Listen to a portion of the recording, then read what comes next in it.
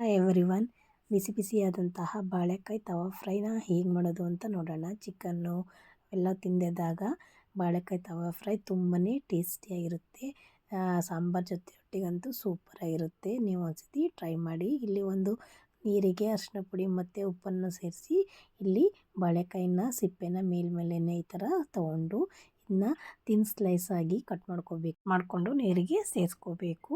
ನಂತರ ಇಲ್ಲಿ ಒಂದು ಪ್ಲೇಟ್ಗೆ 1 ಸ್ಪೂನ್ ಅಕ್ಕಿ ಹಿಟ್ಟು, 1 ಸ್ಪೂನ್ ಕಡಲೆ ಹಿಟ್ಟು, 1 ಸ್ಪೂನ್ ರವೆ, ಕಸೂರಿ ಮೆಂತೆ, ಒಂದು ಸ್ವಲ್ಪ ಅರಿಶಿನ ಪುಡಿ, 1/4 ಸ್ಪೂನಷ್ಟು ಮೆಣಸಿನ ಪುಡಿ ಮತ್ತು ಚಿಲ್ಲಿ ಪೌಡ್ರ್ 1/4 ಟೇಬಲ್ ಸ್ಪೂನು, 1 ಸ್ಪೂನಷ್ಟು ಧನಿಯಾ ಪುಡಿ ಮತ್ತು ಚಿಲ್ಲಿ ಫ್ಲೇಕ್ಸ್ ಅರ್ಧ ಸ್ಪೂನಷ್ಟು ತೊಗೊಂಡು ಉಪ್ಪು ಮತ್ತು ನಿಂಬೆಹಣ್ಣು ರಸನ ಸೇರಿಸಿ ನೀಟಾಗಿ ಮಿಕ್ಸ್ ಮಾಡಿ ಇದನ್ನ ಬಾಳೆಕಾಯಿನ ನೀರೇನು ಹಾಕಬಾರ್ದು, ಈ ಥರ ಅದ್ದಿ ಅದನ್ನ ಹತ್ರಕ್ಕೆ ಮಿಕ್ಸ್ ಮಾಡ್ಕೋಬೇಕು. ಮಿಕ್ಸ್ ಮಾಡಿ ಇಲ್ಲಿ ಒಂದು ಪ್ಯಾನ್ಗೆ ಒಂದು ಎಣ್ಣೆನ ಸೇರಿಸಿ ಒಂದೊಂದಾಗಿ ಇಲ್ಲಿ ಫ್ರೈ ಮಾಡಿ ಎರಡು ಕಡೆ ಮೇಲೆ ನೀಟಾಗಿ ಬೇಯಿಸ್ಕೊಂಡ್ರೆ ಬಿಸಿ ಬಿಸಿಯಾದಂತಹ ಬಾಳೆಕಾಯಿ ಫ್ರೈ ರೆಡಿಯಾಗುತ್ತೆ. ತುಂಬಾ ಟೇಸ್ಟಿಯಾಗಿರುತ್ತೆ. ನೀವು ಒಂದ್ಸತಿ ಟ್ರೈ ಮಾಡಿ. Thank you.